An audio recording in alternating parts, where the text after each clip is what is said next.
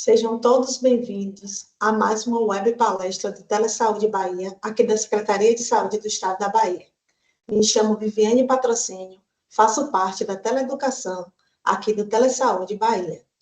Hoje, nossa web palestra tem como tema infecção pelo HIV, co-infecções e comorbidades. Nós teremos hoje a doutora Fabiana Bahia como palestrante. Doutora Fabiana, ela é PhD em Medicina e Saúde pela UFBA, coordenadora do Núcleo de Ensino e Pesquisa do SEDAP. Já eu convido a doutora Fabiana para iniciar a web palestra, já agradecendo a ela pelo apoio, mais uma vez aqui, nas atividades de telesaúde. Vou trazer aqui alguns informes para vocês que estão aí no YouTube Telesaúde Bahia. Durante a web palestra, se vocês tiverem perguntas ou dúvidas, vocês coloquem aqui no chat, né, do YouTube, e ao final da fala de doutora Fabiana, a gente compartilha essas perguntas para ela, passando as dúvidas de vocês. Essa web, ela fica gravada no YouTube Telesaúde Bahia. Então, depois que vocês assistirem, vocês podem compartilhar essa informação para os colegas de vocês que não puderem estar nesse momento, né, de forma síncrona, ao vivo, para assistir, que eles possam assistir em outro momento, tá bom? Quem precisa da declaração de participação, né, do web palestra, vocês entram pelo sistema Telemedicina e Telesaúde, STT, até as 14h30, que aí, posterior à web palestra, vocês podem emitir a declaração de participação, tá certo? Agora eu vou convidar a doutora Fabiana Bahia para iniciar a nossa web palestra de hoje. Com a senhora, doutora. Boa tarde, gente. Boa tarde, Viviane. Eu gostaria de agradecer muito a participação nesse programa de web palestra da CESAB. Hoje eu estou substituindo a doutora Elizabeth Bandi, que teve problemas na sua família, problemas de saúde, mas é muito prazer estar participando disso. A gente já tinha uma programação aí que talvez eu fosse fazer alguma aula mais adiante, mas eu fico feliz por ter sobrado para mim esse tema que eu gosto muito de falar. Uma semana super importante, né, da semana que a gente comemora o 1º de dezembro, que é o Dia Mundial de Combate à AIDS, a infecção pelo HIV e AIDS, e é um tema extenso. Realmente, se a gente falar de co-infecções, infecções oportunistas, a gente pode fazer uma aula, né, 1 hora de cada tema, mas eu vou tentar fazer um compilado, um resumo, principalmente no que se trata da abordagem inicial do paciente HIV e o que pensar, né, em relação aos sinais e sintomas que esse paciente traz, que é um paciente susceptível a tantas comorbidades. Então, vou começar aqui minha projeção. Está todo mundo vendo direitinho? Então, por que a gente fala de co-infecções no paciente HIV? Né, que são infecções simultâneas que acontecem por mais de um patógeno em um único hospedeiro, isso principalmente porque o HIV, junto com outros patógenos, eles compartilham vias semelhantes de transmissão. Então, a via sexual, a via parenteral, contato com sangue, secreções, a gente pode se infectar com diversos agentes infecciosos simultaneamente. E quando essa co-infecção acontece junto com o HIV ele pode acelerar a evolução dessas outras doenças, agravar o curso clínico e, sem dúvida, facilitar a aquisição de outras infecções. Um exemplo que a gente pode dar, assim, muito rapidamente, é o caso da infecção por hepatite B e HIV, que a gente tem um percentual grande de co-infecções, porque compartilham as mesmas vias de transmissão sexual. No caso da hepatite C com HIV, eles compartilham as vias de contato com secreção e uso de drogas endovenosas que acontecia muito no passado, por exemplo. Então, HIV e sífilis, por conta de transmissão sexual, também simultaneamente. Então, esses são poucos dos exemplos que eu posso dar. Em relação à infecção oportunista, o conceito de infecção oportunista são justamente aquelas infecções que ocorrem mais frequentemente e de forma mais severa em pessoas imunossupressas, incluindo o HIV. Exemplo, o HIV deixa o nosso sistema imunológico tão debilitado tão imunossupresso que muitas doenças se aproveitam daquilo, da nossa supressão do nosso sistema imunológico para fazer doença. Então, a condição clara disso é a histoplasmose, a criptococose, a tuberculose disseminada, diferente da tuberculose pulmonar que a gente tem na nossa população tão comum. E muitas dessas infecções oportunistas, elas são infecções definidoras de AIDS. Então, a AIDS é a manifestação clínica mais severa da infecção pelo HIV. Então, o paciente pode viver com HIV e não ter AIDS. E tem aqueles que vivem com HIV, têm um estado de imunossupressão e tem AIDS porque tem infecções oportunistas que eu vou descrever no decorrer da apresentação. Então, aqui nesse gráfico, a gente tem um exemplo de infecções oportunistas que acontecem no sistema nervoso central, como a toxoplasmose cerebral, a meningite por criptococo. A gente tem também a tuberculose do sistema nervoso central, que pode acontecer, a reativação da retinite por citomegalovírus nos olhos, candidíase oral, garganta. Então, gente, o que são infecções oportunistas? Infecções oportunistas são as infecções que ocorrem mais frequentemente e de forma mais severa em pessoas imunossupressas. São infecções que normalmente não acontecem em indivíduos que têm uma boa saúde e uma boa imunidade, mas quando a imunidade daquele paciente é prejudicada, seja pelo HIV, seja por doenças oncológicas, quimioterapia, infecções graves de diversas etiologias, são infecções que podem acontecer nessa situação. Muitas das infecções oportunistas são classificadas como doenças definidoras de AIDS. Uma pessoa que vive com HIV pode viver com HIV sem ter AIDS, e uma pessoa que vive com HIV, estando com sua imunidade comprometida, ela tem um diagnóstico de AIDS quando o CD4 está abaixo de 200 e quando ela tem determinadas infecções oportunistas. Aqui nessa figura do lado direito, eu tenho exemplo de vários órgãos e sistemas: cérebro, olhos, boca, garganta, pulmão, estômago, fígado, nosso sistema reprodutor.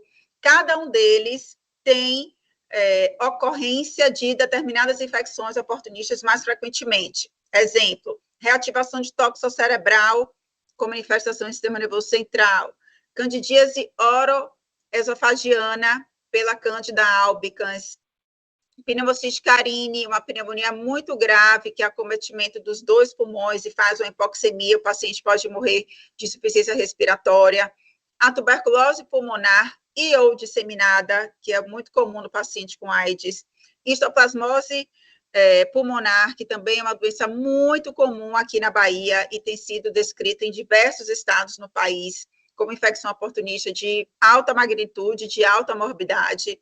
No estômago, intestino, a gente pode ter acometimento também do citomegalovírus, do Cryptosporidium, que é um parasita que faz muita diarreia, e do Mycobacterium alveo complexo, que é uma micobactéria não tuberculosa, que acomete muito pacientes imunossupressos. Hepatite viral B e C, como eu falei, pode muito acontecer, como com a infecção no paciente HIV, acontecendo mais a cronicidade da infecção, o desenvolvimento mais rápido para a fibrose e cirrose, um desenvolvimento mais rápido de carcinoma hepatocelular nessa população. E no sistema reprodutivo, a gente tem a infecção pelo HPV, muito comum no nosso meio, problemas menstruais, candidíase vulvovaginal, doenças inflamatórias pélvicas, infecção do trato urinário com mais frequência, e úlceras genitais também com mais frequência nessa população. Bom, então, eu vou colocar agora os principais exames que a gente faz quando o paciente recebe um diagnóstico recente de infecção pelo HIV. Como é que se dá essa avaliação inicial, o que é que a gente precisa pensar, todos os exames de triagem que a gente precisa fazer. Em primeiro lugar, fazer uma história médica muito detalhada e muito completa. A gente precisa pesquisar sinais e sintomas de todos os aparelhos do interrogatório sistemático, histórias de alergia, de hipersensibilidade, de intolerância a medicamentos, história pregressa de tuberculose. A gente vai ver também contato prévio de tuberculose com a prova tuberculínica, o PPT e o IGRA. que vai definir isso, se a gente vai fazer profilaxia ou tratamento da infecção pelo micobactério. A gente precisa pesquisar sobre história de doença mental, familiar ou pessoal, infecção oportunista prévia, necessidade de infecções de profilaxia primária ou secundária dessas infecções oportunistas. A gente precisa investigar se o paciente tem comorbidades como hipertensão, diabetes, doença renal crônica, o histórico de imunizações, que a gente vai precisar imunizar essa população para proteger de diversas infecções, e se o paciente faz uso de medicamentos de rotina, se faz uso de práticas complementares ou alternativas. Isso porque a gente precisa investigar as infecções oportunistas e a gente vai precisar dar início à terapia antirretroviral. E a gente precisa ver realmente se existe risco de toxicidade, de interação medicamentosa, com base na saúde pregressa do doente. Em relação aos riscos e vulnerabilidades, a gente precisa avaliar parcerias e práticas sexuais, utilização de preservativo e outros métodos de prevenção, história de outras infecções sexualmente transmissíveis, como sífilis, HPV, gonococo, clamídia, hábitos de vida, como o uso de tabaco, álcool e outras drogas, interesse, como é que a gente pode ajudar em reduzir esses danos, em cessação de tabagismo, alcoolismo e outras drogas também que a população pode fazer uso. A gente não pode deixar de falar também, não só da anamnese completa, um exame físico muito detalhado, né? A gente costuma dizer na medicina que uma anamnese bem feita, um exame físico detalhado, ele é responsável por mais de 40% de um diagnóstico assertivo, independente dos exames complementares que a gente vai solicitar. É importante fazer um exame neurocognitivo com pesquisa de sinais focais, fazer um exame minucioso de presença de lesões de pele, horoscopia, investigar se a gente tem gânglios palpáveis, cervicais, axilares, inguinais. Hepatosplenomegalia também é uma sintomatologia, um sinal de infecção por várias doenças oportunistas e pela infecção pelo HIV também. Fazer uma ausculta cardíaca e respiratória e um exame genital e perianal. Quanto mais baixa a contagem de linfócitos T, CD4, mais frequentes precisam ser os exames físicos. Assim, isso por quê? Porque o paciente vai estar suscetível a mais doenças e a gente precisa procurar os sinais e sintomas dessas doenças no nosso exame físico, né? Que é complementado pela anamnese também. Então, aqui eu trago uma figura esquemática disso que eu falei, né? Procurar alterações neurocognitivas, ou focais, ou sintomas de uma meningoencefalite, de uma atrofia cerebral, o paciente pode ter uma demência precoce, na pele, na face, a gente pode ver logo os pacientes com dermatite seborreica e candidíase oral, que é causado pelas cândidas, hepatosplenomegalia, as linfadenopatias, como eu falei, muitas vezes, para o diagnóstico dessas infecções oportunistas, a gente vai precisar de exames mais invasivos. Então, não é raro a gente precisar de uma biópsia de pele, uma biópsia de um gânglio, uma broncoscopia, uma endoscopia, às vezes até uma biópsia a céu aberto de um pulmão, de um fígado. Então, a gente precisa procurar os sinais onde o organismo do indivíduo nos dá a possibilidade de investigação diagnóstica, uma propedêutica armada realmente importante, porque pela imunossupressão, às vezes a doença não fica tão às claras, às vezes a doença fica escondida, e muitas vezes a gente tem co-infecções, a gente tem um mesmo hospedeiro com uma tuberculose, uma histoplasmose, um mesmo hospedeiro com uma hepatite e uma meningite por criptosporídeo, pelo cripto. Então, assim, a gente precisa, muitas vezes, ser invasivo nessa investigação, e o exame físico detalhado vai fazer a gente guiar a nossa investigação. A avaliação das co-infecções, infecções sexualmente transmissíveis e comorbidades. Então, assim, a gente se depara com um paciente no consultório com uma sorologia positiva pelo HIV. A gente sabe que 2 testes rápidos por 2 metodologias diferentes dão o diagnóstico, confirmam o diagnóstico. Logo que a gente tem esse indivíduo com esses 2 testes positivos, a gente precisa pedir logo a dosagem da carga viral plasmática e a contagem de células CD4. Então, acho que todos conhecem, né? No site AIDS.gov, a gente tem no local lá que tem os PDFs, tem um formulário de solicitação de carga viral e CD4. O recomendado é que o paciente faça o primeiro exame antes de iniciar a terapia antirretroviral, para que a gente saiba o nível inicial de carga viral e de CD4, que a gente vai monitorar esses exames ao longo do tratamento e da vida do paciente. Em seguida, a gente precisa pedir todos os exames de hemograma e bioquímica e esses testes mais detalhados para investigar essas co-infecções. Primeiro teste da sífilis, que normalmente quando o paciente vai num centro de testagem ou numa UPA, com determinado sintoma, ou nas campanhas que a gente faz, né, que o governo faz, é sempre interessante testar HIV, sífilis, hepatite B e hepatite C. São os exames que a gente faz de rotina, que a gente pode encaminhar logo o paciente para tratamento. Então, teste imunológico para sífilis, o LF-LAN, que é um teste de fluxo lateral para a detecção de lipoarabinomanano em urina, que é uma proteína do Mycobacterium, que a gente também detecta na urina, que aí a gente faz um diagnóstico e o tratamento preventivo para tuberculose. O teste lateral, o fluxo lateral para o antígeno do criptococo, que é o CRAG, que isso veio agregar muito um diagnóstico mais precoce de meningite criptocócica, que é uma meningite muito, muito, muito grave nessa população. Então, teste positivo, a gente está autorizado a fazer uma investigação mais aprofundada e, muitas vezes, um tratamento preventivo por criptococo. Teste de hepatites virais, como eu falei, hepatite B, C, hepatite A, porque a depender se o anticorpo reagente ou não, a gente vai encaminhar esse paciente para a vacinação, do mesmo jeito que a hepatite B, que a gente tem possibilidade de vacinar e proteger esse paciente.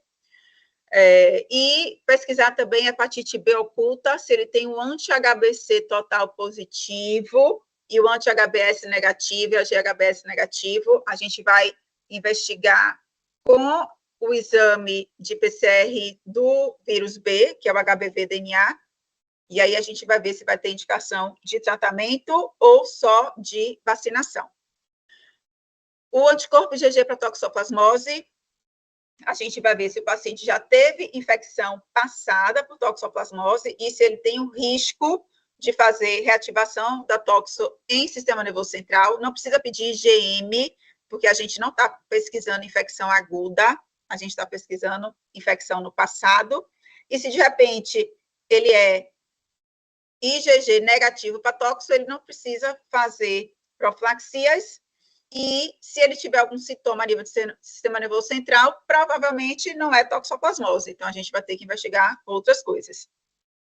Sorologia para HTLV. O HTLV é um retrovírus humano, muito comum na nossa população aqui na Bahia. Então, a gente tem muita co-infecção do HIV com HTLV. Isso faz com que os pacientes HIV positivos e HTLV positivos tenham manifestações neurológicas mais precoces e mais graves da infecção pelo HTLV. Leishmaniose também é muito comum na nossa população. A gente sabe que a Bahia é uma área endêmica para o calazar e a leishmaniose tegumentar. Então, a gente tem muita co-infecção HIV e leishmaniose visceral, assim como a doença de Chagas, que é muito comum no nosso meio. A gente pode ter reativação com infecções e sistema nervoso central em pacientes que vivem com HIV e a doença de Chagas também. Como eu falei, a prova tuberculínica e o IGRA, nesses casos a gente investiga infecção no passado por tuberculose e com isso a gente indica o tratamento de tuberculose latente, uma vez afastado tuberculose em atividade. E raio-x de tórax, assim como sumário de urina e parasitológico de fezes, são exames de triagem não invasivos, baratos, muito custo-efetivo, que a gente pode detectar doenças renais com sumário de urina alterado, parasitose de difícil tratamento, como a estrongiloidíase, como uma giardia difícil de tratar. Então, às vezes, a gente fica preocupado com exames muito complexos, mas os exames básicos podem dar realmente pista de infecções com moderada morbidade nessa população. E o raio-x de tórax é necessário fazer, porque o raio-x de tórax vai afastar a presença de tuberculose e doença, se você tiver um raio-x de tórax normal, e vai poder ver também calcificações ou nódulos de GON naquele paciente HIV positivo, que já teve contato com pacientes com tuberculose no passado, uma prova tuberculínica reagente, e com isso vai ter indicação de tratar tuberculose latente, que já está no PCDT, essa orientação já há uns 5 anos, mais ou menos. Bom, então, a tuberculose é a infecção oportunista mais comum na população que vive com HIV. A gente sabe que a gente tem uma prevalência e incidência altíssima no nosso país. A Organização Mundial de Saúde está com uma meta de erradicação da tuberculose, uma meta super ambiciosa, mas uma meta que a gente precisa abraçar, de fato, porque a prevalência é muito alta, a morbidade é muito grande, é um problema de saúde pública muito importante no nosso meio. Então, a tuberculose é a infecção oportunista que a gente sempre procura. E essa doença, ela pode acontecer no paciente HIV 20 a 40 vezes mais comum do que num indivíduo HIV negativo, e ela pode acontecer em qualquer estágio da infecção pelo HIV. O que é que isso quer dizer? Normalmente, a gente classifica a infecção pelo HIV, pelo CDC, em ABC e 1, 2, 3.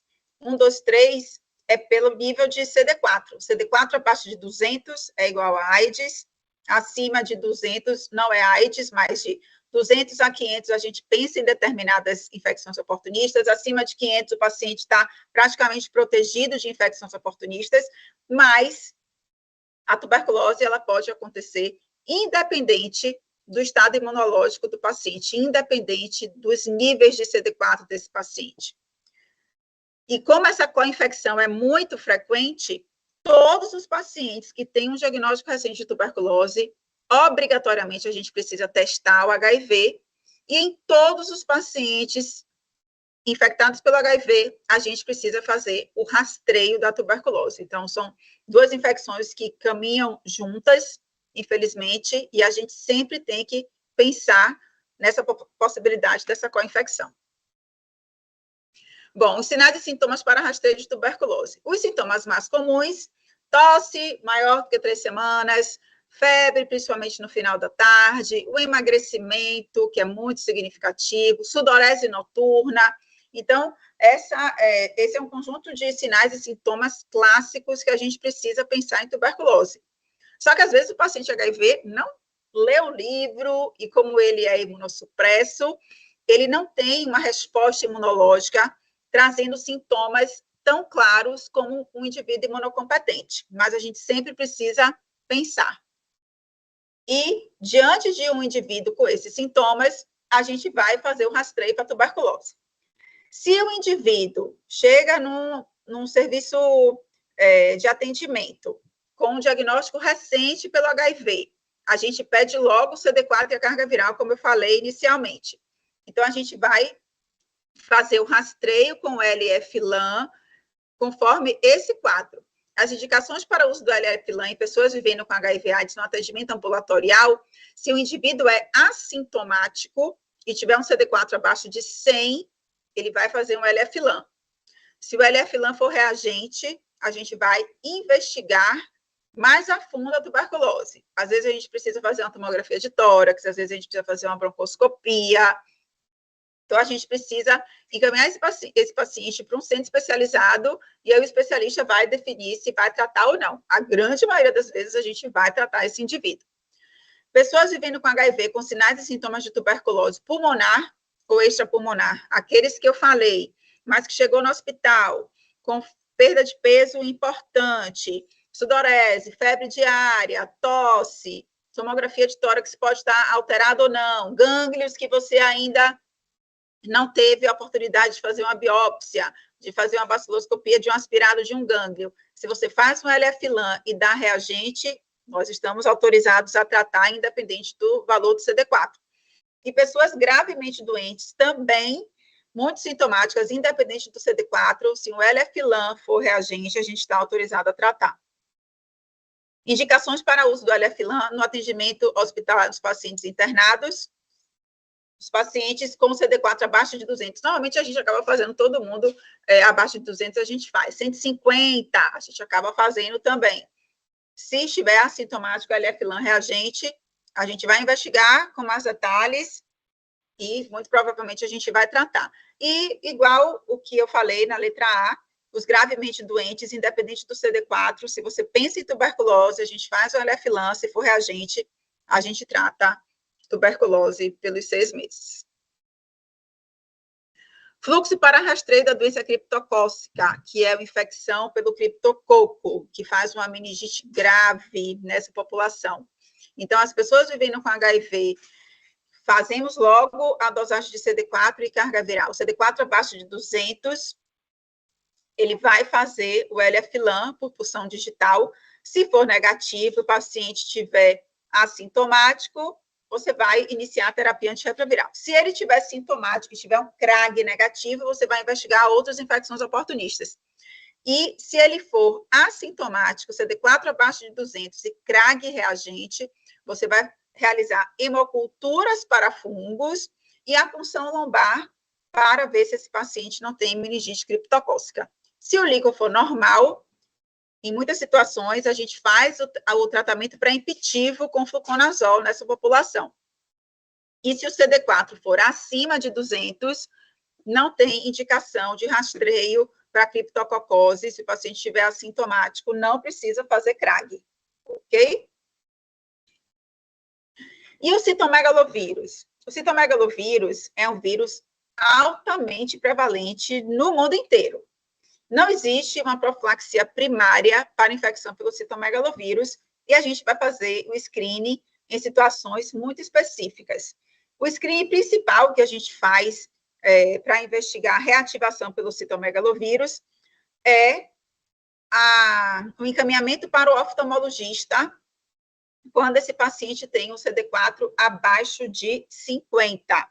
Normalmente, a gente tem retinite por citomegalovírus quando o CD4 está abaixo de 50.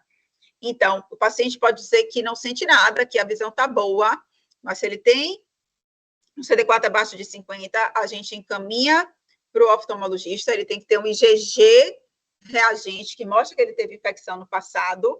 O IgM normalmente não significa infecção aguda e recente. O indivíduo pode ter infecção pelo citomegalovírus, e esse IgM persistir positivo por 1 ano a 2 anos. Então, não é o IgM que define a profilaxia e o screening de doenças específicas pelo citomegalovírus, é o IgG que orienta isso. Então, paciente que vive com HIV, diagnóstico recente, CD4 abaixo de 50, IgG reagente, a gente encaminha para o oftalmologista para ver se tem lesões no fundo de olho compatíveis com retinite por citomegalovírus. Se o paciente tem sintoma, a gente trata com o ganciclovir. Se o paciente não tem sintomas, ele merece um rastreio muito de perto e o início correndo da terapia antirretroviral, porque a melhora da imunidade vai deixar o paciente livre de uma reativação. Se esse CD4 subir de 200, a possibilidade de acontecer uma retinite por citomegalovírus com CD4 acima de 50 é muito pequena. Bom, então, vou falar mais um pouquinho de co-infecções e infecções oportunistas. Como eu falei, as co-infecções normalmente acontecem porque a gente compartilha as mesmas vias de transmissão. Hepatite B e C, muito comum na população HIV positiva. A sífilis também, do contágio sexual. O HTLV também, por transmissão sexual. A tuberculose, porque a gente tem uma prevalência imensa no Brasil, né? E a gente respira o Mycobacterium tuberculosis desde que a gente nasce. Então, por que a gente tem indicação de vacina contra o BCG? Porque o Brasil é um país subdesenvolvido com uma elevadíssima prevalência de tuberculose. Então, a gente evita as formas graves da doença vacinando toda a população ao nascer. E ao longo da vida, a gente pode se infectar novamente, né? A gente pode aspirar e fazer a doença, resolver aquele contágio, nosso sistema imunológico protege a gente, mas com a nossa deficiência imunológica, por determinados motivos ao longo da vida e pela infecção pelo HIV, a gente pode ter uma reativação ou uma nova infecção, mas sem mais a capacidade de controlar a doença. Como eu falei também, falei da doença de Chagas, da hanseníase, da leishmaniose, paracoccigioidomicose, são infecções aqui, paracoco, infecções fúngicas que podem fazer doença disseminada na população HIV positiva. Recentemente, lá no Hospital das Clínicas, a gente teve 2 pacientes com esporotricose disseminada, lesões muito graves, lesões de pele gravíssimas de esporotricose. Então, o HIV, devido à deficiência imunológica que ele ocasiona no organismo do indivíduo, ele faz com que doenças que poderiam ser leves a moderadas no imunocompetente sejam realmente infecções graves do imunossupresso.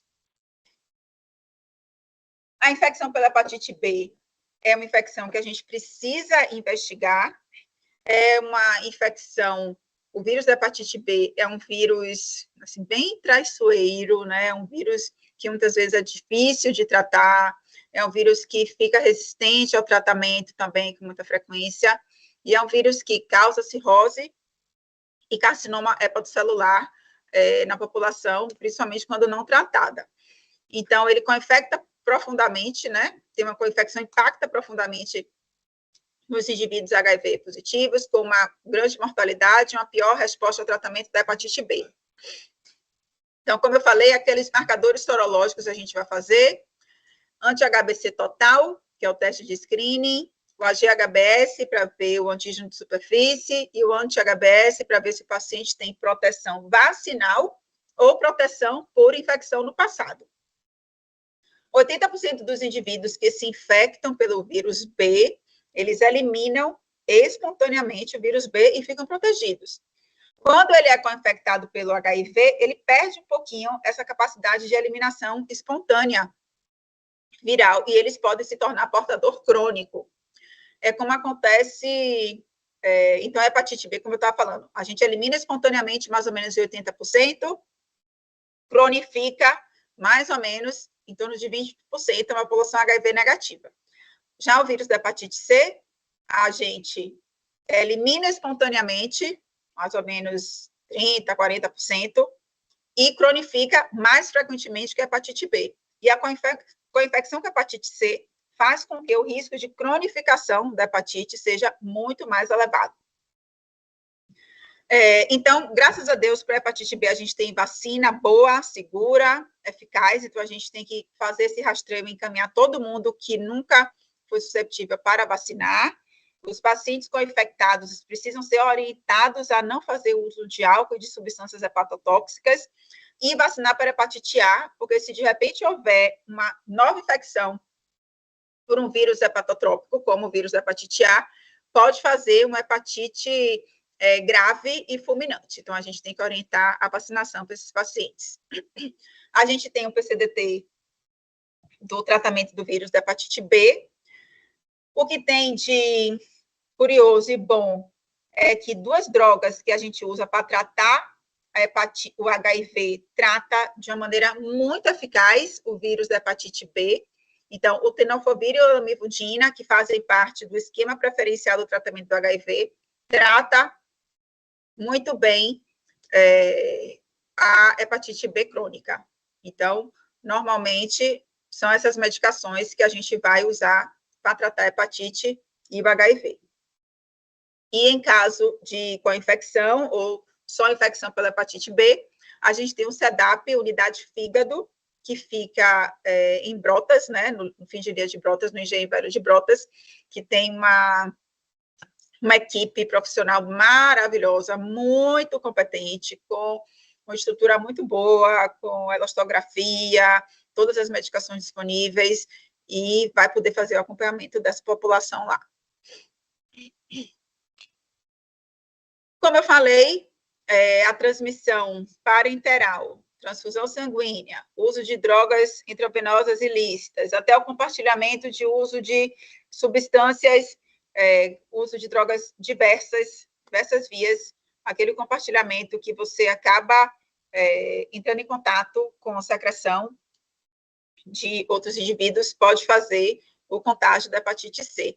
E a transmissão sexual desprotegida, principalmente entre homens que fazem sexo com homens, a gente tem também uma grande prevalência de infecção por esse vírus. Então, obrigatoriamente, todo paciente hepatite C positiva, a gente dosa o HIV, a gente testa o HIV, como a gente faz com tuberculose, e todo paciente HIV, a gente precisa testar o anti-HCV. E a gente faz esse segmento anualmente.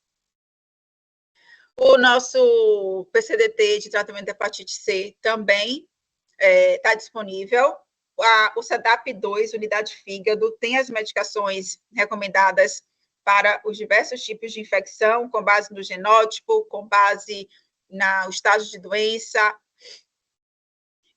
Especificamente, a população HIV positiva, todos os pacientes têm indicação de tratamento da hepatite C, independente do estágio da infecção ou do nível de CD4. Inicialmente, a gente precisa começar o tratamento do HIV, para depois a gente encaminhar o paciente para o tratamento da hepatite C. Então, a sífilis é uma infecção sexualmente transmissível muito comum no nosso meio. É uma infecção que, nos últimos 10 anos, a gente viu aumentar demais a prevalência e incidência na nossa população. Graças a Deus, a gente tem uma droga, que é o antibiótico, a penicilina, que ela é muito boa.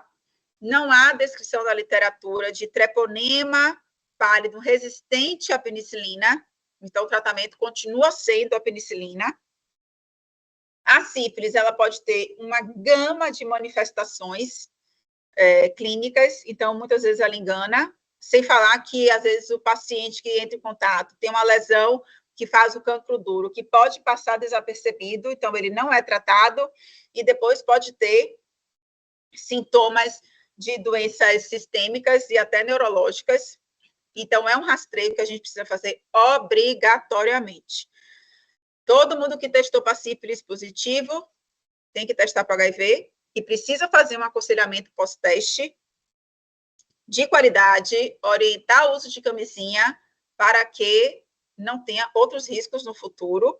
E todo paciente HIV, a gente precisa testar sífilis, porque a co-infecção da transmissão sexual dessas duas infecções é muito comum. Ai, meu Deus do céu, eu saí. Meu Deus do céu, o que foi que eu apertei aqui? Gente, e agora?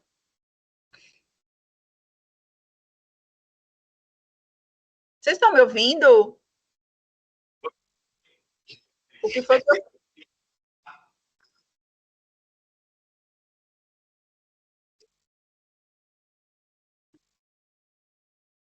Ih, ai, meu Deus. Aqui. Então, o cuidado também que a gente tem que ter em relação à transmissão vertical para sífilis, todas as gestantes precisam ser investigadas e tratadas para que a gente não tenha a transmissão para o bebê e evitar a sífilis congênita. Como eu falei, tem uma apresentação clínica variada, ele tem uma evolução muito atípica nos pacientes com AIDS. A sífilis por si só pode levar ao aumento da carga viral e diminuição do CD4, e a gente tem uma incidência muito grande nessa população também de neurosífilis, sífilis ocular e perda da acuidade auditiva por sífilis. Então, a gente tem um algoritmo de investigação da sífilis quando o paciente tem sintomas oftalmológicos e VDRL muito altamente reagente, com altos títulos, e sintomas de acuidade auditiva com altos títulos também. São sintomas neurológicos que a gente tem que tratar como se fosse neurosífilis. O tratamento é igual, a gente faz penicilina benzatina ou ceftriaxona por 14 dias, e esse paciente precisa ser monitorado de perto.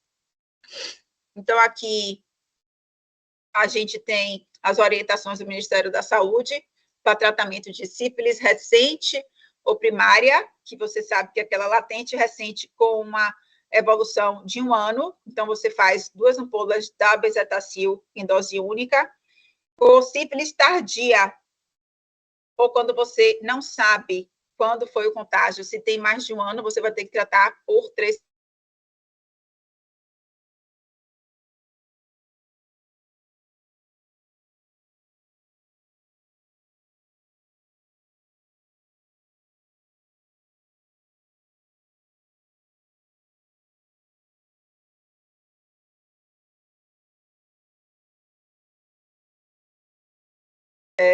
cristalina, normalmente na dose máxima de 24 milhões de unidades, nas 24 horas, divididas de 4 em 4 horas.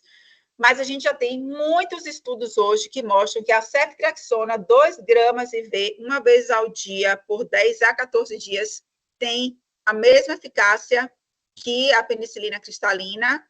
É uma medicação de custo muito semelhante, mas você faz uma vez ao dia só, não precisa o paciente ficar internado tomando antibiótico de 6 em 6 horas, que faz muita flebite, precisa de um acesso venoso bom. Então, a ceftriaxona a gente usa muito e com sucesso. Bom, o HTLV, como eu falei, é um retrovírus humano, muito comum no nosso meio. A Bahia é uma das regiões do Brasil de maior prevalência. 5% dessa população tem um risco grande de ter a leucemia e linfoma de células T do adulto, que é um linfoma gravíssimo, de elevada mortalidade. Em 6 anos, a mortalidade é muito, muito alta. Em 6 meses, pode levar a óbito mais de 90% dos indivíduos que tiveram esse diagnóstico muito rapidamente. E os sintomas de paraparesia espástica tropical ou a mielite associada ao HTLV, que são os sintomas neurológicos, que normalmente é uma paralisia flácida ascendente. Os pacientes passam a apresentar dificuldade de deambulação, hiperreflexia, bexiga neurogênica, obstipação, lesões de pele. Então, algumas pacientes que têm essa co-infecção têm sintomas muito floridos da infecção pelo HTLV, e a gente sabe que é um vírus que não tem tratamento, a gente não tem nenhum antiviral para tratar esse vírus, e então, assim, a gente fica dando paliativos, orientando fisioterapia, reabilitação muscular, e às vezes a gente precisa encaminhar para fazer o estudo urodinâmico, orientar cateterismo vesical de alívio, tratar infecções urinárias de repetição. Então, é um vírus, infelizmente, que traz uma morbidade grande para essa população, e com a infecção pelo HIV, as doenças, as manifestações podem ser bem graves e desconfortáveis. Uma coisa que acontece na população HIV positiva, que o vírus HTLV, ele tem um perfil imunológico que ele ele promove uma disfunção nas células T, e ao invés do linfócitos T, CD4 positivos, cair, como no HIV, o CD4 sobe. Então, a gente tem um falso CD4 elevado, como se o paciente tivesse uma boa imunidade, mas, na verdade, esse linfócito ele está sendo elevado às custas de uma alteração imunológica promovida pelo HTLV. Então, isso é um cuidado que a gente precisa ter atenção. Aqueles pacientes que são co-infectados HIV, HTLV, que tem um CD4 muito alto, esse CD4 pode ser um falso CD4 alto. E esse paciente tem que ser rastreado de perto para ocorrência de possíveis infecções oportunistas, ou, como todos os nossos pacientes, precisam tratar com os antirretrovirais, e a gente trabalhar muito a adesão e o vínculo do paciente ao serviço para que ele não interrompa o seu tratamento, assim como todos os pacientes, né? Bom, então, continuando em relação às infecções oportunistas, a criptococose, toxoplasmose cerebral, pneumocistose, infecção pelo citomegalo, candidíase oroesofágica, histoplasmose, diarreia crônica pelo Isospora belli ou Cryptosporidium, que a gente deve investigar pedindo pesquisa de oportunistas nas fezes, que são colorações específicas que a gente faz nas fezes para procurar o Isospora e o Cryptosporidium. A escabiose também é uma situação muito comum na nossa população HIV positiva, que precisa ser tratada, precisa ser orientada todas as questões de higiene e tratamento. Herpes zoster também é uma situação que a gente vê muito na população HIV positiva. Por exemplo, os sintomas B do HIV, aquele paciente que está perdendo peso, que fez um zoster, mas que tem um CD4 ainda bom, uma infecção relativamente recente, a gente sempre tem que investigar infecção pelo HIV nos indivíduos mais de populações especiais e que tenham tido herpes zoster. E herpes vírus, herpes simples também, tanto oral quanto genital, a gente tem uma incidência bem elevada nessa população. Então, aqui, esse gráfico, a gente traz a frequência de infecções oportunistas com base na imunidade do paciente. Então, aqui à esquerda, a gente tem na primeira coluna a média de CD4, de contágio de CD4. Lembra que eu falei que a retinite por citomegalovírus acontece mais comumente em CD4 abaixo de 50? Então, é isso. Entre 75 e 125 de CD4, a gente tem mais pneumociste carine, toxoplasmose, meningite por cripto, micobactério alveo disseminada, recorrência de herpes simples e candidíase oroesofágica. Os pacientes que têm um CD4 em torno de 150 a 200, a gente pode ter pacientes com sarcoma de Kaposi, diagnósticos de linfomas e criptosporidiose, e de 250 a 500, candidíase oral e tuberculose. Assim, esse gráfico é um gráfico ilustrativo, nem nunca, nem sempre. Então, eu mesmo que tenho uma experiência muito grande de pacientes internados no hospital terciário, que normalmente chegam muito doentes, com CD4 muito baixo, às vezes a gente é pego de surpresa por CD4 baixo, sem infecções oportunistas, ou, de repente, um CD4 de 300 com uma toxoplasmose, paciente com sarcoma de Kaposi, que antigamente acontecia com CD4 muito baixo, hoje em dia a gente já vê com CD4 de 200, 300. Então, isso daqui é para a gente ter uma geral, não é assim, 2 mais 2 igual a 4. Então, a gente precisa ficar atento em relação a isso. Numa curva de Gauss, o mais comum é isso, mas pode ter as exceções, e as exceções não são tão raras assim, certo?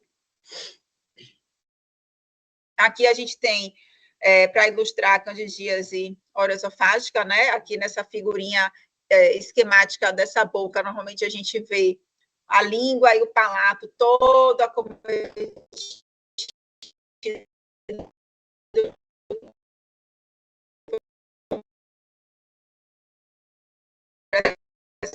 das placas de dor retroesternal, mesmo quando você não tem possibilidade de fazer uma endoscopia, se ele tem candidíase oral e dor retroesternal, dificuldade de deglutição, a gente está autorizado a tratar uma candidíase oroesofágica. Se você tiver num serviço que não tenha endoscopia, ao invés de você fazer 7 dias de tratamento na dose mais baixa, você vai usar o fluconazol, 6 miligramas por quilo de peso, por 14 dias.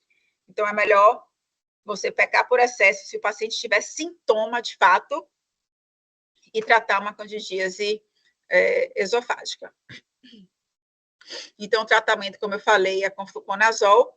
A nistatina, suspensão, que a gente gargareja e bochecha e deglute 4 a 5 vezes ao dia, é só para os casos bem leves, em orofaringe. Os pacientes, normalmente, com CD4 mais baixo, têm quadros mais floridos e precisam do fluconazol mesmo. Aqui, nos casos de diarreia, a gente tem muitas causas para diarreia nessa população HIV positivo. Então, ela pode ser multifatorial, o indivíduo pode ter impactos na nutrição e na absorção do tratamento oral, aquele paciente com diarreia crônica, que perdeu peso, que tudo que come tem um reflexo gastrocólico exacerbado, passa a não ter as microbilosidades do intestino e tem uma desabsorção importante, e até os antibióticos e antivirais que a gente precisa oferecer não tem uma absorção completa por causa disso. Então, a gente tem que ter uma vigilância bem de perto desses pacientes. Normalmente, isso acontece nos pacientes com doença mais avançada e CD4 abaixo de 100. Eu já falei aqui do criptosporídeo, do micobactério alveo complexo, o citomegalovírus, que podem fazer úlceras intestinais com diarreia e sangramento vivo nas fezes.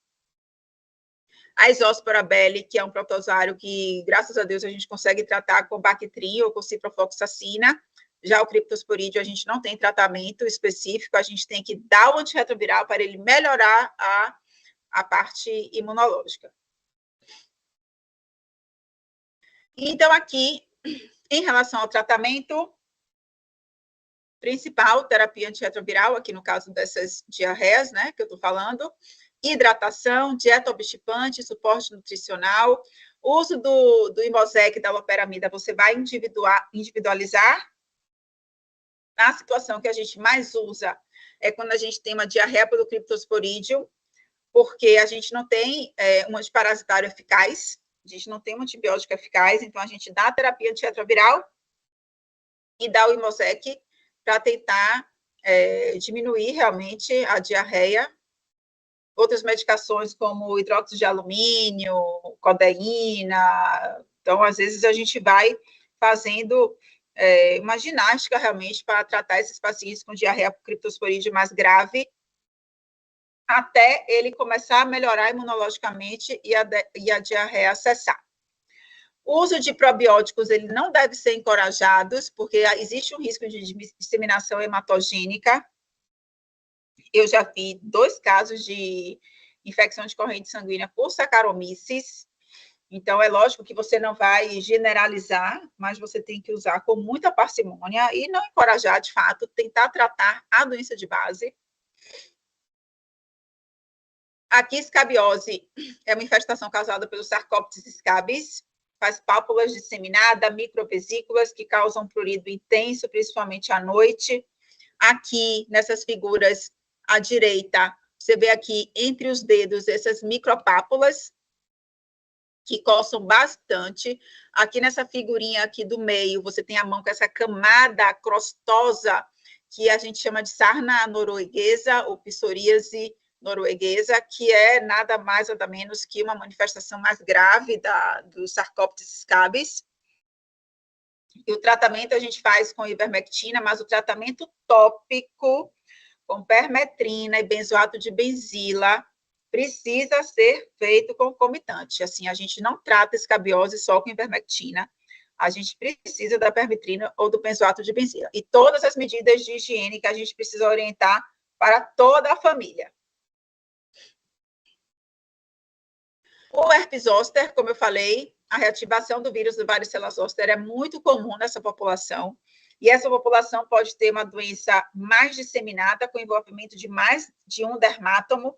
Veja aqui nessa figura que a gente tem o dermátomo dos 2 lados envolvidos, então isso não é o comum de acontecer, normalmente isso acontece nos pacientes imunossupressos, precisam ser tratados, igual na população HIV negativa, o aciclovir ou valaciclovir na dose alta por 7 a 10 dias, conforme a evolução.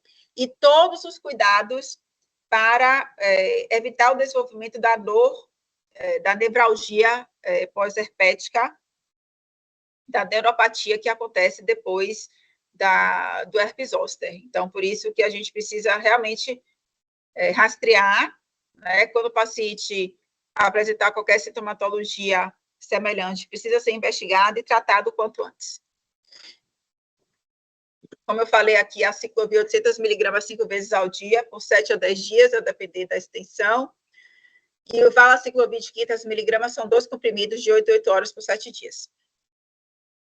Manejo da dor, gabapentina a gente usa muito, nortriptilina ou amitriptilina, a depender do custo e da possibilidade do paciente, a gente usa bastante para aliviar a nevralgia pós-herpética.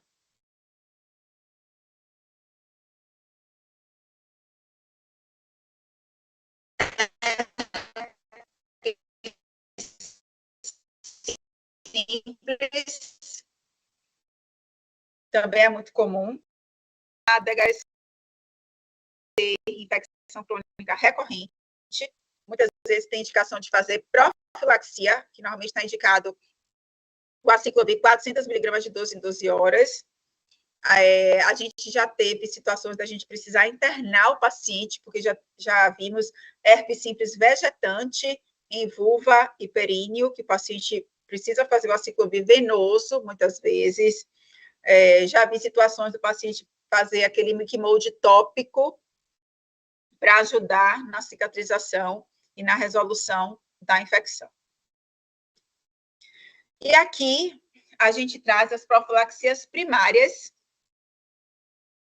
que a gente vai fazer o tratamento junto com a terapia antirretroviral, mesmo nos pacientes assintomáticos, a depender da contagem de CD4. Você lembra que eu falei desde o início? O paciente tem um diagnóstico recente pelo HIV, primeira coisa a ser feita, pedir o exame de carga viral CD4. Porque a gente vai fazer todo o aconselhamento, a gente vai fazer toda essa avaliação inicial, procurar todas essas comorbidades e co-infecções, tratar o que for pertinente, o que a gente não encontrar de diagnóstico, a gente vai orientar a profilaxia.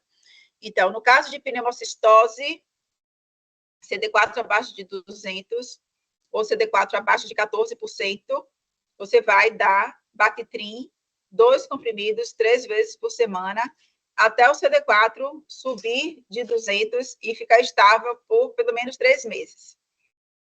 Passou de 200 ou passou de 14%, paciente tomando antirretroviral direitinho, você está autorizado a suspender. Toxoplasmose.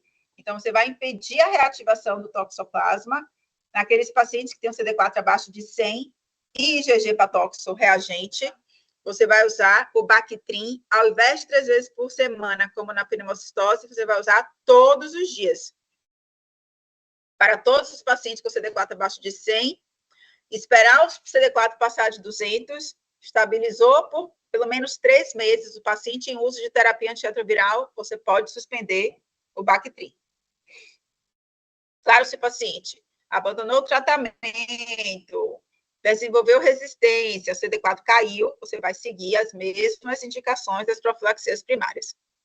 Micobactério não tuberculose, que é o MAC, a gente faz para a população com CD4 abaixo de 50. O recomendado é a azitromicina, 1.250 ou 1.500, 3 comprimidos uma vez por semana. Logo que o paciente iniciar a terapia antirretroviral e ficar indetectável, a gente pode suspender. As outras infecções, herpes simples, citomegalo, criptococcus, a gente não tem profilaxia primária.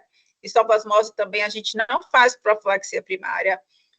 Tuberculose a gente não faz profilaxia, a gente trata a tuberculose latente dos indivíduos que não são doentes e que já teve contato no passado.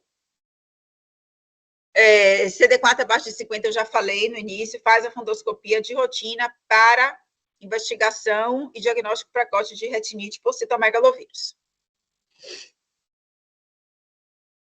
E as profilaxias secundárias? Como é que a gente faz? O paciente chegou, internou com CD4 de 110, teve uma pneumocistose, tratou PCP por 21 dias, vai manter Bactrim 3 vezes por semana até o CD4 subir.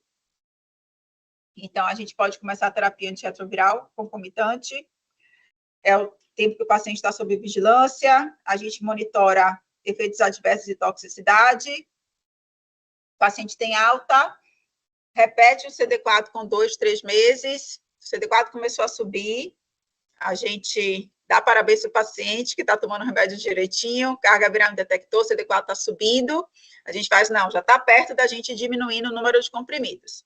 Então, normalmente é assim que a gente faz, para a gente motivar o paciente. O paciente com AIDS e muitas infecções oportunistas e realmente doente, às vezes ele tem uma lista de medicamentos que é muito grande, a polifarmácia é muito grande, e isso impacta no tratamento, impacta na adesão ao tratamento.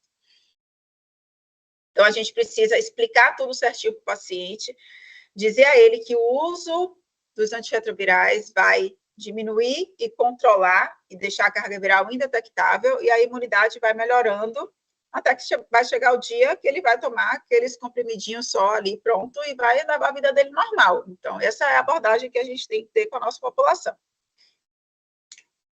A infecção pelo toxoplasma, a gente trata o PCDT, ele coloca como droga de escolha, primeira linha, sulfadiazina e perimetamina. Mas a gente já tem vários estudos publicados que mostram que o uso do Bactrim, ele é tão eficaz quanto a sulfadiazina e perimetamina. A sulfadiazina precisa ser de 6 em 6 horas. A perimetamina precisa ser 2 ou 3 comprimidos. Precisa usar ácido folínico para evitar a anemia causada pela pirimetamina.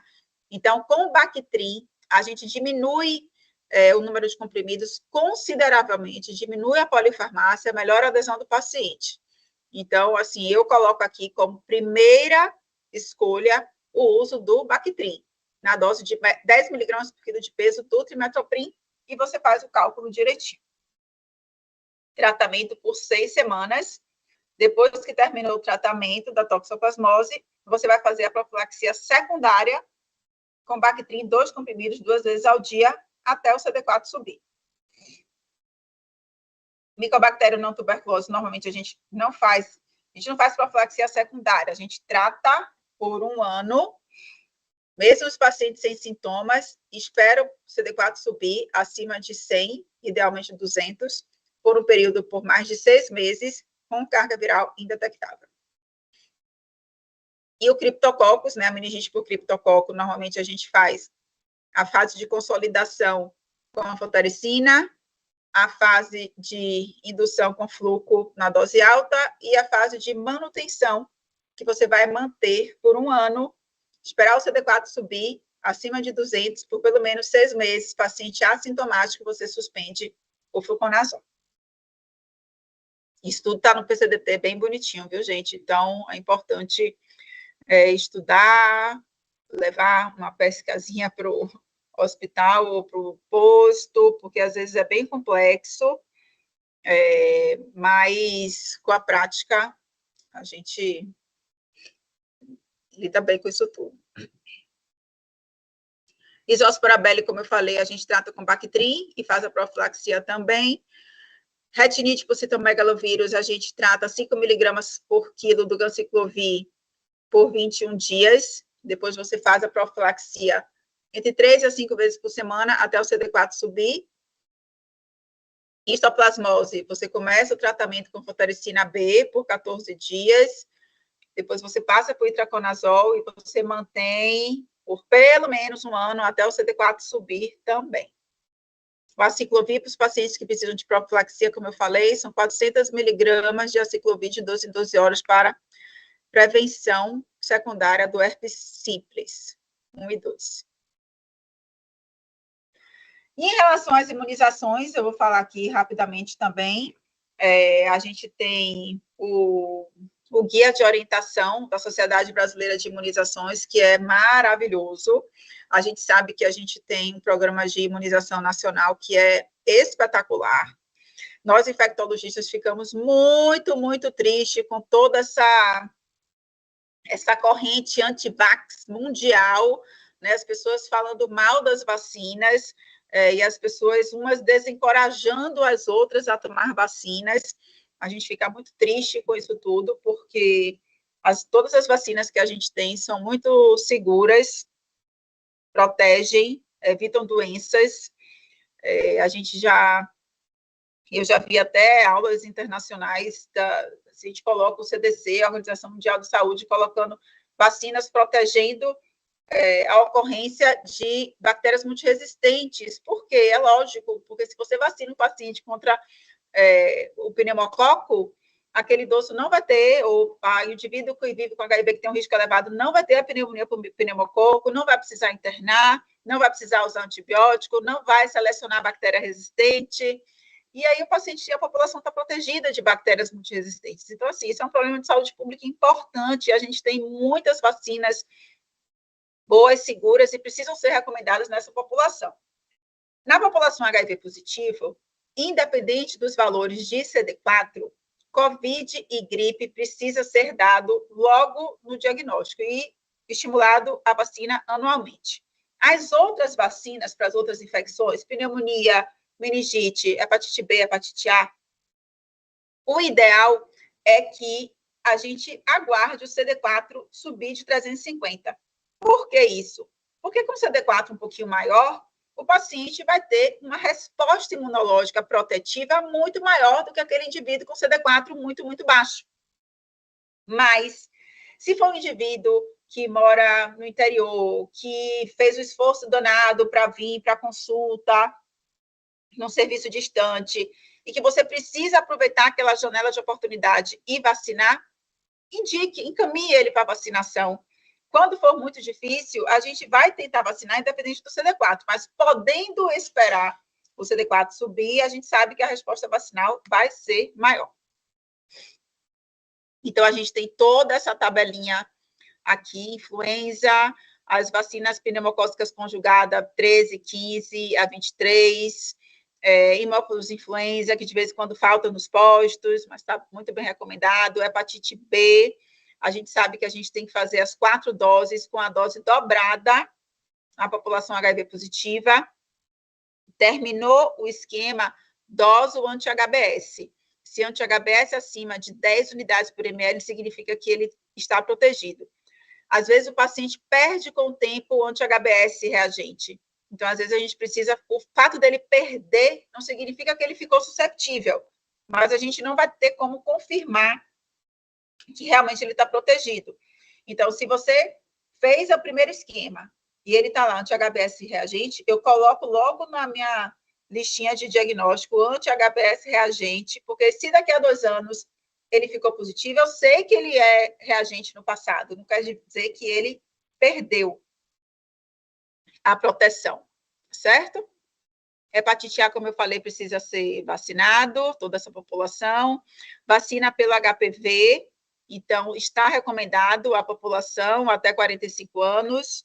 Os CRIAs dão essa vacina.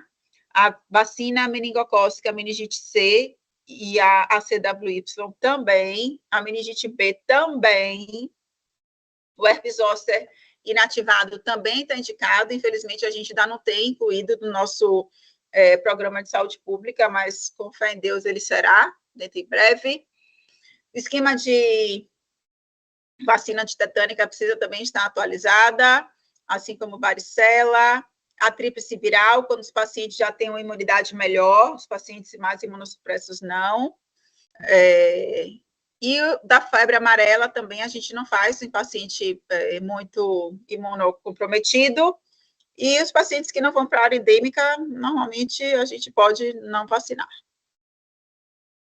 Então, aqui tem vacinas contraindicadas em vigência de imunossupressão grave, as vacinas vivas atenuadas estão contraindicadas, BCG, rotavírus, polio oral, febre amarela, a tríplice viral, varicela, a dengue. Então, isso tudo precisa ser feito sob a avaliação médica e esperar o paciente melhorar. Se tiver realmente indicado, o paciente precisa melhorar imunologicamente para depois a gente encaminhar para a vacina. Ok? Então, os serviços de vacinação, de imunização especiais fornecem isso tudo direitinho. Mas, obrigada, gente. Foi ótimo. Falei bastante, né? Estou aqui disponível para as dúvidas e perguntas.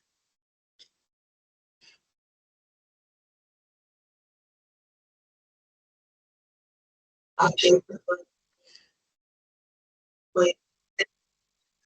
A gente vem acompanhando aqui e não gerou perguntas aqui, muito pelo contrário, gerou muitos elogios, né? Aqui o pessoal que está os profissionais no YouTube, Telesaúde Bahia, está parabenizando, trazendo que foi uma excelente apresentação, né? Na verdade, foi uma aula, né, que a senhora deu relacionado a HIV e as comorbidades, e a gente traz, né, enquanto a atividade, que esse mês, né, é um mês alusivo à questão da luta contra a AIDS, e é um tema pertinente, né, para o momento. E eu trago aqui o seguinte, doutora, que a gente tem um público, né, aqui, são os profissionais da APS, da atenção primária, assim como de CTAs, né, dos centros também, do SAI, e policlínicas, e outras profissionais da rede. Então, a gente tem um serviço, né, telesaúde, junto com o SEDAP, né, que é a questão do teleSEDAP, de matriciamento, né, se a senhora puder falar um pouquinho sobre isso, eu acho que é interessante, né, porque eles podem ter algumas dúvidas, a gente trazer um pouco sobre isso, e depois, pode falar. Pode falar.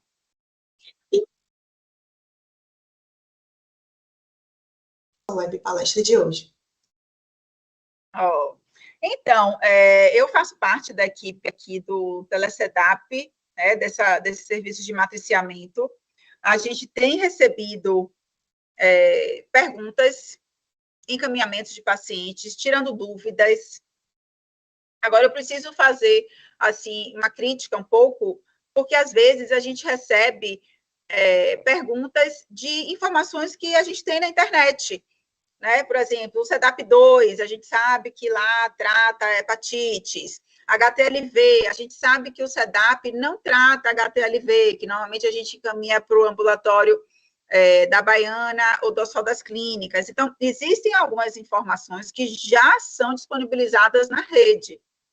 Então, assim, a gente está super à disposição, eu não tenho problema nenhum em responder todas as perguntas, mas, às vezes, eu acho que a gente está um pouquinho subutilizado, que a gente pode ser utilizado por questões assim, doutora, tem um caso de tuberculose aqui, muito complicado, queria discutir, liga para a gente marca um horário, a gente faz uma videochamada, a gente discute os casos mais complexos, ou um paciente em terapia antirretroviral com risco de falha medicamentosa, a gente pode sentar, pedir uma genotipagem, montar uma estratégia terapêutica. Então, assim, a gente está super à disposição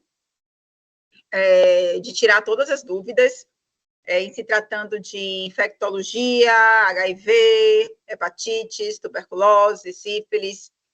Mas tem muita coisa que já está que tá na rede, está na internet, entendeu?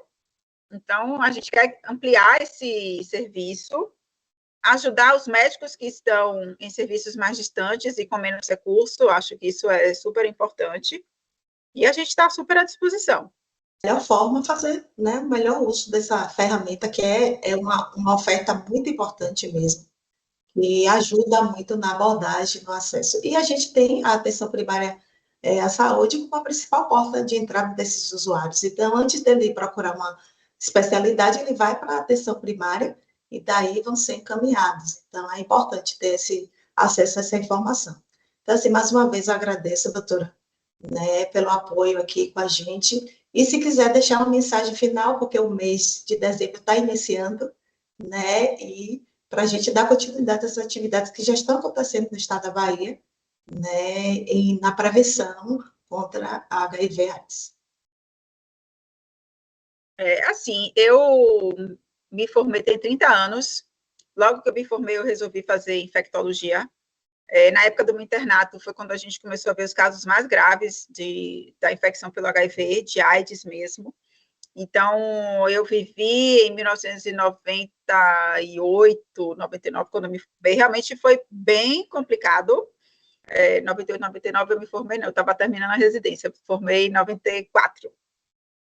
E a gente vê tudo que a gente já passou em relação ao avanço da infecção pelo HIV. A gente está hoje num cenário maravilhoso. O conceito de testar e tratar todo mundo é uma medida de prevenir infecções muito, muito, muito eficaz. É uma medida de você controlar a infecção e melhorar a qualidade de vida da população. Então, a gente precisa testar todo mundo. Existe uma recomendação da Organização Mundial da Saúde e do Conselho Federal de Medicina que todos os indivíduos com iniciou sua vida sexual ativa, precisa fazer testagem anual, HIV, sífilis, hepatites. Então, a gente precisa testar e tratar essa população. O ano que vem, a gente vai fazer 30 anos da Lei José Sarney, que declarou antirretroviral universal para toda a população do Brasil. Então, a gente tem muitos países e muitos indivíduos de outros países que invejam o nosso sistema de saúde por ter proporcionado e continuar proporcionando isso para a nossa população. Então, isso realmente é um orgulho. Eu fico triste quando eu vejo um paciente com AIDS avançado, que teve um diagnóstico tardio, porque a gente ainda tem muitos entraves no nosso serviço público, e a gente sabe que o diagnóstico precoce vai fazer com que esse paciente tenha uma sobrevida e uma qualidade de vida igual à população que não é HIV. Então, é isso que a gente precisa buscar. O diagnóstico precoce para que esse paciente não adoeça, para que o indivíduo não adoeça. E a gente consiga fazer essa estratégia de tratamento e de prevenção da infecção pelo HIV, basicamente. É isso.